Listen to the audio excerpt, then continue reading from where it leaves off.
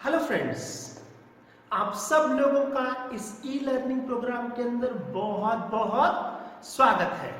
मेरा नाम है राजेंद्र कुमार अरोड़ा और मैं हेड ऑफ द डिपार्टमेंट हूँ गवर्नमेंट कॉलेज कैथल में। आज के इस ई लर्निंग प्रोग्राम के अंदर जो हमारा सब्जेक्ट है वो है बिजनेस स्टैटिस्टिक्स, और इस बिजनेस स्टैटिस्टिक्स के अंदर आज जो हम टॉपिक की बात कर रहे हैं वो है इंडेक्स नंबर से संबंधित। ये टॉपिक 2-3 क्लासेस के अंदर बड़ा ही इंपॉर्टेंट रोल प्ले करता है। बीकॉम सेकेंड में अगर हम स्टैट की बात करें और एमकॉम के सेकेंड सेमेस्टर के अंदर हम स्टैट की बात करें तो दोनों में ही ये टॉपिक आता है। इंडेक्स नंबर के अंदर time reversal test, factor reversal test और सर्कुलर टेस्ट, ये तीनों ही टेस्ट एक अच्छा क्वेश्चन बनाते हैं और ये क्वेश्चन कई बार एग्जाम्स के अंदर देखा गया है। तो आज के इस टॉपिक के अंदर हम बात करेंगे time reversal test, factor reversal test और सर्कुलर टेस्ट की।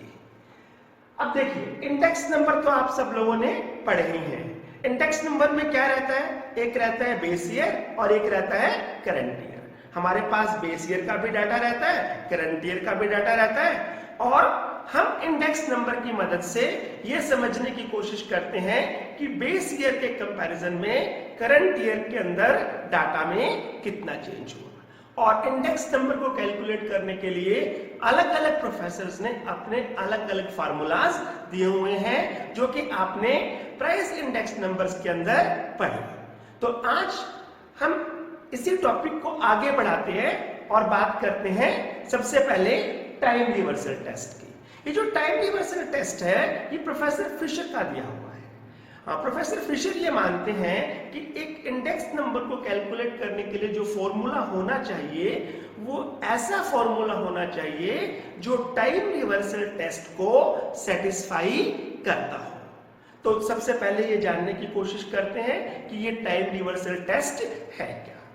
देखिए जी, ये एक ऐसा टेस्ट है जिसके अंदर हम नॉर्मली क्या करते हैं, एक ईयर को मानते हैं बेस ईयर और एक ईयर को मानते हैं करंट ईयर। प्रोफेसर फिशर कहते हैं कि अगर हम करंट ईयर और बेस ईयर को बदल दें, यानी हम बेस ईयर के मुकाबले करंट ईयर के इंडेक्स नंबर को निकालें या करंट ईयर के इंडेक्स के मुकाबले बेस ईयर के इंडेक्स को निकालें, तो दोनों में इस तरह का संबंध बनना चाहिए कि दोनों की गुणा करने पर एक आए।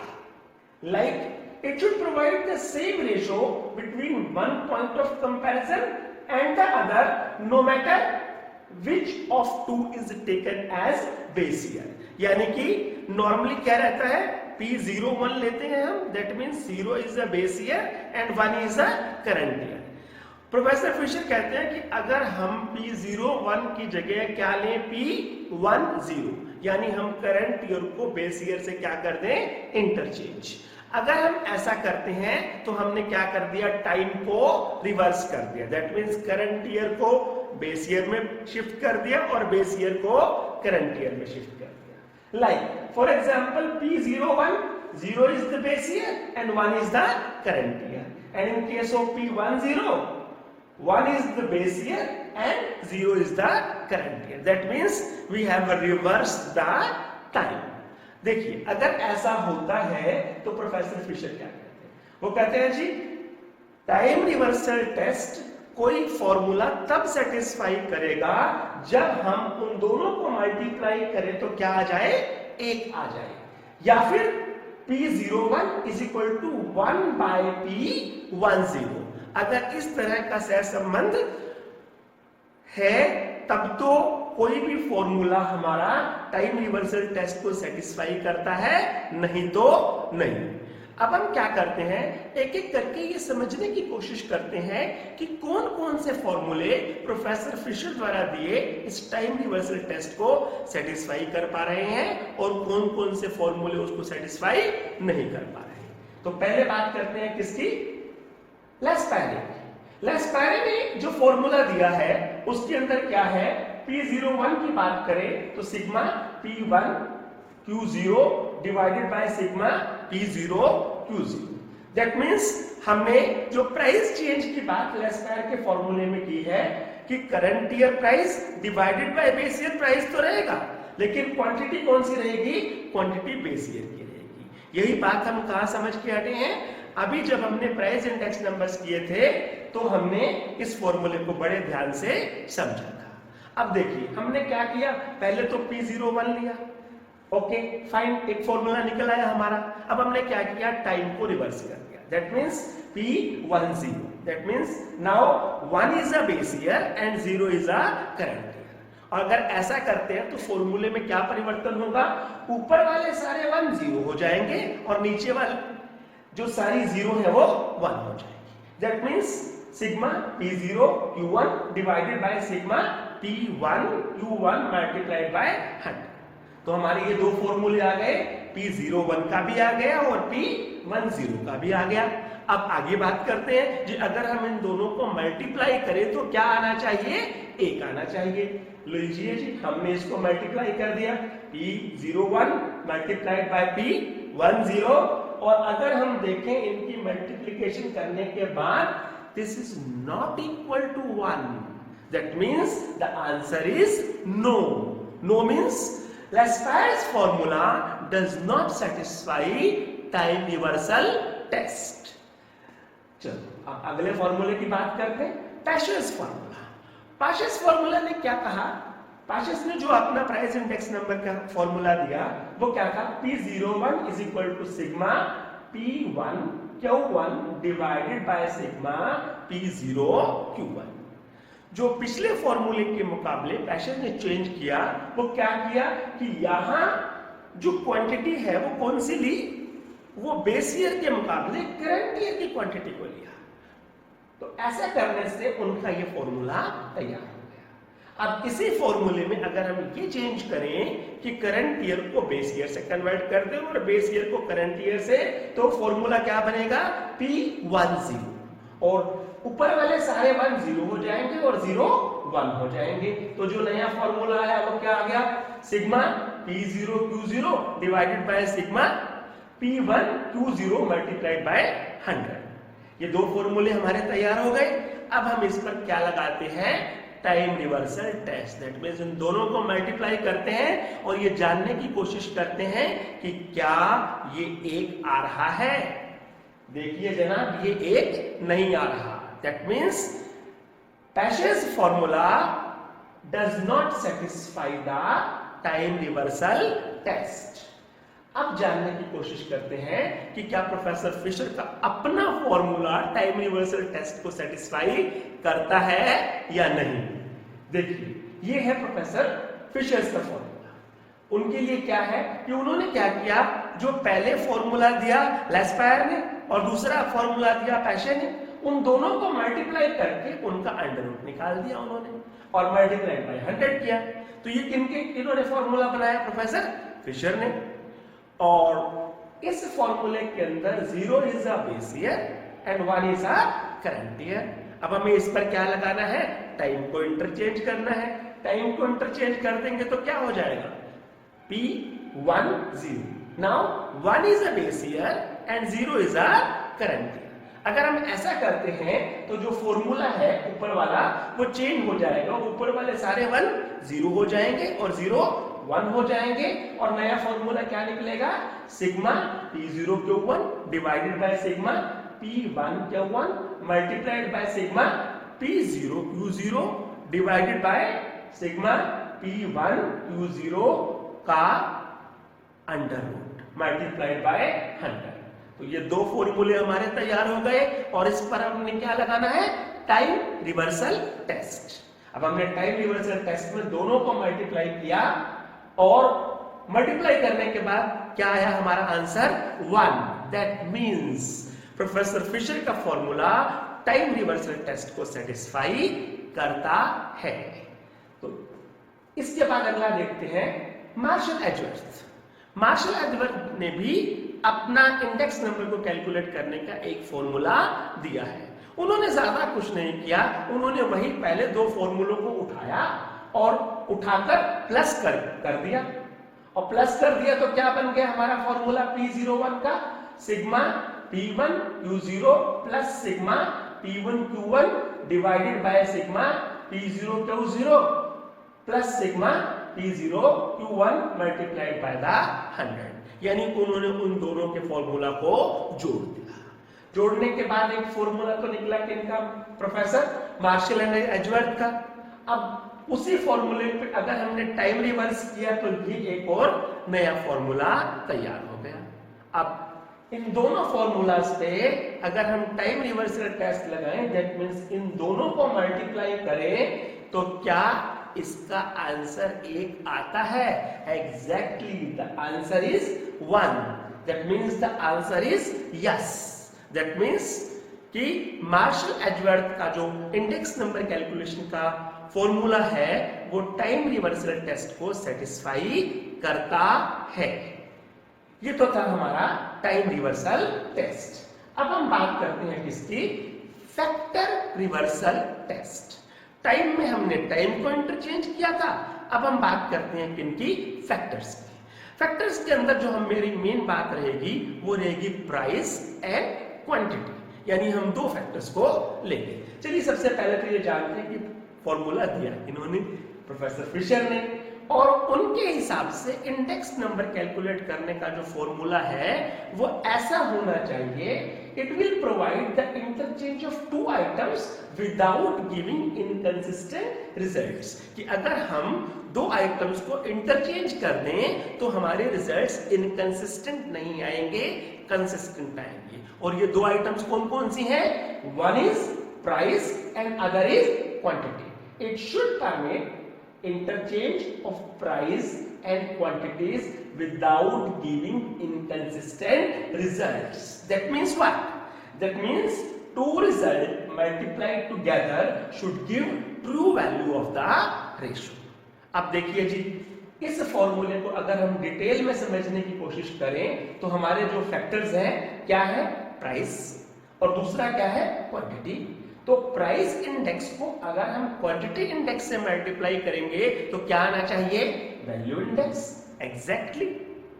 अब इसका फॉर्मूला देखें, P01 multiplied by Q01। That means हमने प्राइस इंडेक्स को अगर हम क्वांटिटी इंडेक्स से मल्टीप्लाई करें तो क्या आना चाहिए?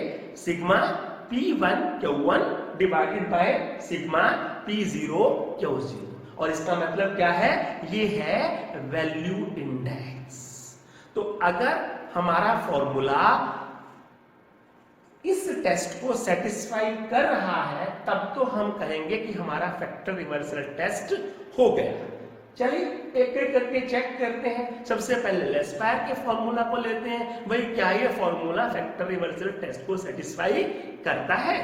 तो जानने की कोशिश करते हैं। ये रहा जी P का formula, that means price index का फॉर्मूला P01 आप सबको पता ही है। इसी के साथ हमने क्या बनाया? लेस्पायर वाला दिया हुआ ही प्रोफेसर का फॉर्मूला क्वांटिटी इंडेक्स के लिए। क्वांटिटी इंडेक्स के लिए sigma Q1 P0 divided by sigma Q0 P0 multiplied by 100। अब फैक्टर रिवर्सल टेस्ट क्या कहता है जी? इन दोनों को अगर मल्टीप्लाई कर दें तो क्या आना चाहिए? आना चाहिए वैल्यू इंडेक्स। करके देखें। देखिए जी, हमने इन दोनों को मल्टीप्लाई किया बट ये वैल्यू इंडेक्स के इक्वल नहीं आया। नहीं आया मींस लेस्परे का फॉर्मूला फैक्टर रिवर्सल टेस्ट को सेटिस्फाई नहीं करता। अब देखते हैं कि क्या पैशेस का दिया हुआ फॉर्मूला इस फैक्टर रिवर्सल टेस्ट को सेटिस्फाई करता है। देखिए ये वो फॉर्मूला है जो पैशे का दिया हुआ है प्राइस इंडेक्स का, जो सब आप लोगों को पता है। अब देखिए इसमें क्या किया था उन्होंने? Q0 की जगह Q1 दैट मींस क्वांटिटी कौन सी ली थी? बेस ईयर की जगह करंट ईयर की ली थी। तो एक बना हमारा प्राइस इंडेक्स का फॉर्मूला, दूसरा हमारा बना क्वांटिटी इंडेक्स का फॉर्मूला, और हमने फैक्टर रिवर्सल टेस्ट लगाने के लिए इन दोनों को मल्टीप्लाई किया, और मल्टीप्लाई करने के बाद जो हमारा आया वो वैल्यू इंडेक्स के इक्वल नहीं था।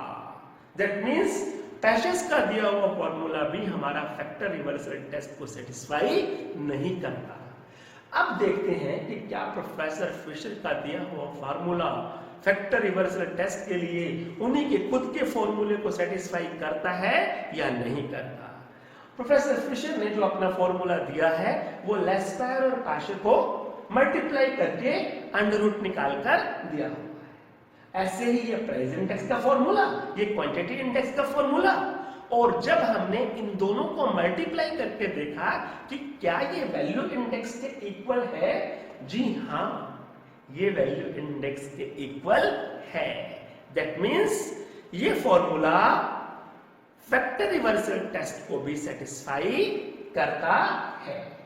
अब लास्ट बचे हैं मार्शल एजवर्थ जी, उनके फॉर्मूला को भी देख ले कि क्या वो फॉर्मूला फैक्टर रिवर्सल टेस्ट को सेटिस्फाई करता है या नहीं। देखिए जी, ये उनका फॉर्मूला प्राइस इंडेक्स के लिए जो कि आप सबको पता है, और ये रहा फॉर्मूला क्वांटिटी इंडेक्स के लिए।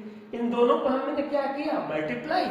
तो मल्टीप्लाई करके ये जानने की कोशिश की कि क्या ये वैल्यू इंडेक्स के इक्वल है। नो, ये वैल्यू इंडेक्स के इक्वल नहीं है। दैट मींस मार्शल एजवर्थ का दिया हुआ फॉर्मूला फैक्टर रिवर्सल टेस्ट को सेटिस्फाई नहीं करता। अब बात करते हैं एक और टेस्ट की जो ना तो प्रोफेसर फिशर ने दिया है और ना ही प्रोफेसर फिशर वाला फॉर्मूला इस सर्कुलर टेस्ट को सेटिस्फाई करता है। तो पहले ये समझने की कोशिश करते हैं कि ये सर्कुलर टेस्ट है क्या। ये सर्कुलर टेस्ट बेसिकली क्या है, जो हमारा टाइम रिवर्सल टेस्ट है उसी की एक्सटेंशन है। अभी हमने टाइम रिवर्सल टेस्ट में क्या लिया था, P01 मल्टीप्लाइड बाय P10, यानी हमने कितने इयर्स लिए थे, 2। अब यहां उस एक्सटेंशन में हम लोगों ने कितने पीरियड्स लिए। This test is the extension of time reversal test if there are 3 periods. हमने कितने पीरियड्स लिए, 3, and these periods are 0, 1 and 2। अब इन 3 पीरियड्स के अंदर सबसे पहले क्या, price index of period 1 relative to period 0 is P01, जो कि हमें पता है। अब हमने क्या किया, अब इसमें 2 एक्सटेंशंस और लिए। अब क्या किया, price index of period 2 relative to period 1 is equal to P10, and third one is price index of period 0 related to period 2 is P20। अब देखिए, हमने 3 साल लिए। पहला साल 0 ईयर बेस ईयर, दूसरा साल 1 ईयर, तीसरा साल 2 ईयर। हमने तीनों के जो अपने टाइम प्राइस इंडेक्स हैं उनको कैलकुलेट करने की कोशिश की। पहला बना P01, दूसरा P12 और तीसरा P20। अब जो सर्कुलर टेस्ट है वो क्या कहता है, वो कहता है कि अगर हम तीनों की मल्टीप्लाई करें, चूंकि हमने एक सर्कल बनाया, पहले हमने क्या किया, 0 को बेस ईयर लिया, 1 को करंट ईयर लिया, फिर 1 को बेस ईयर लिया, 2 को करंट ईयर लिया, फिर 2 को बेस ईयर लिया और वापस 0 को करंट ईयर लिया। अगर हमने ऐसा किया तो क्या बन गया हमारा सर्कल, और इसी सर्कल का नाम कौन सा टेस्ट है, सर्कुलर टेस्ट। अब सर्कुलर टेस्ट क्या कहता है कि अगर हम तीनों को मल्टीप्लाई कर दे, आंसर कितना आना चाहिए, 1। अब इस टेस्ट को कौन कौन से फॉर्मूला सेटिस्फाई कर रहे हैं और कौन कौन से फॉर्मूला सेटिस्फाई नहीं कर रहे हैं। देखिए जी, सर्कुलर टेस्ट को कौन कौन से फॉर्मूला सेटिस्फाई नहीं कर रहे हैं। Laspeyres formula does not satisfy circular test, Cashier's formula does not satisfy circular test, even Fisher's and Edwards formula does not satisfy circular test। तो जी कौन से फॉर्मूलाज ऐसे हैं जो सर्कुलर टेस्ट को सेटिस्फाई कर सकते हैं, ये वो फॉर्मूलाज हैं जो हमने इंडेक्स नंबर जब शुरू में पढ़ा था तो 2 फॉर्मूला हम लोगों ने पढ़े थे। एक तो पढ़ा था सिंपल एग्रीगेटिव इंडेक्स और दूसरा था weighted aggregative index but where weights are fixed. सिर्फ ये 2 फॉर्मूला ही ऐसे हैं जो इस सर्कुलर टेस्ट को सेटिस्फाई करते हैं, वरना कोई और फॉर्मूला नहीं है जो इस सर्कुलर टेस्ट को सेटिस्फाई करता हो। तो आज की इस टॉपिक में हमने क्या जाना, हमने जाना कि टाइम रिवर्सल टेस्ट क्या है, फैक्टर रिवर्सल टेस्ट क्या है, सर्कुलर टेस्ट क्या है, और इंडेक्स नंबर के दिए हुए इतने सारे फॉर्मूलाज के बीच में किस किस ऑथर के फॉर्मूला इन टेक्स्ट को सेटिस्फाई करते हैं और किस किस ऑथर के फॉर्मूला इन टेक्स्ट को सेटिस्फाई नहीं करते। उम्मीद है आपको ये टॉपिक बहुत अच्छे से समझ में आया होगा। आप सब लोगों ने अपना इतना वैल्यूएबल टाइम दिया, उसके लिए बहुत बहुत थैंक यू।